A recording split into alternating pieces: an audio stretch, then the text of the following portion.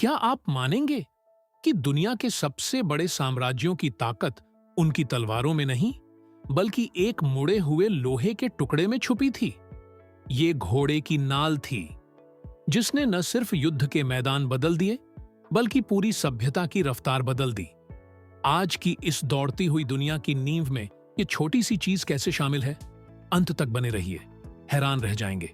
सोचिए, घोड़ा जो उस जमाने का सबसे तेज वाहन था, उसकी एक बड़ी कमजोरी थी उसका खुर।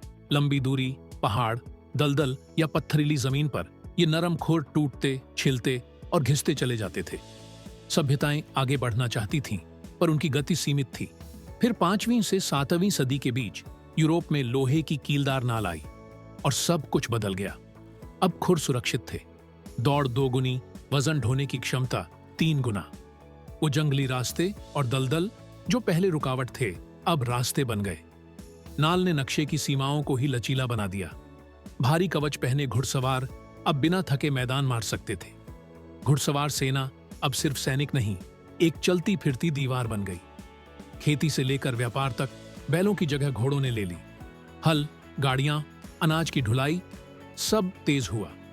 कृषि में अधिशेष पैदा हुआ, जिससे जनसंख्या बढ़ी, सेना मजबूत हुई और शहर विकसित हुए। सिल्क रोड पर कारवां अब लंबी दूरी सुरक्षित तय करने लगे। सड़कें सिर्फ रास्ते नहीं, बल्कि आर्थिक धमनियाओं बन गई। राज्य का पूरा संचार तंत्र अब घोड़ों पर टिका था। नाल ने संचार को एक हथियार बना दिया। तेज सूचना मतलब तेज फैसले और तेज जीत। अरब के रेगिस्तानी घोड़े हों या फिर अमेरिका पहुंचने वाले घोड़े, हर जगह नाल ने युद्ध और जीवन शैली का नक्शा बदल दिया। घोड़ा अब सवारी नहीं, बल्कि सत्ता, युद्ध और पहचान का प्रतीक बन गया। जब रेल और इंजन नहीं थे, तब घोड़े ही ईंधन थे। कई लड़ाइयां सिर्फ इसलिए जीती गईं क्योंकि सेना नाल की बदौलत पहले पहुंच गई। यहां तक कि मशीनगनों के जमाने में भी सैन्य आपूर्ति और लॉजिस्टिक्स अब भी इन्हीं खुरों पर टिके थे। आज नाल भाग्य का प्रतीक है, दरवाजों पर टकती है, लोगों में दिखती है, लेकिन इसकी विरासत कहीं गहरी है। सभ्यता का पहिया लकड़ी का था, पर उसे खींचने वाले खुर को स्टील ने बचाया, क्योंकि कभी-कभी साम्राज्य तलवार से नहीं, बल्कि एक छोटे मुड़े हुए लोहे के टुकड़े से बनते हैं।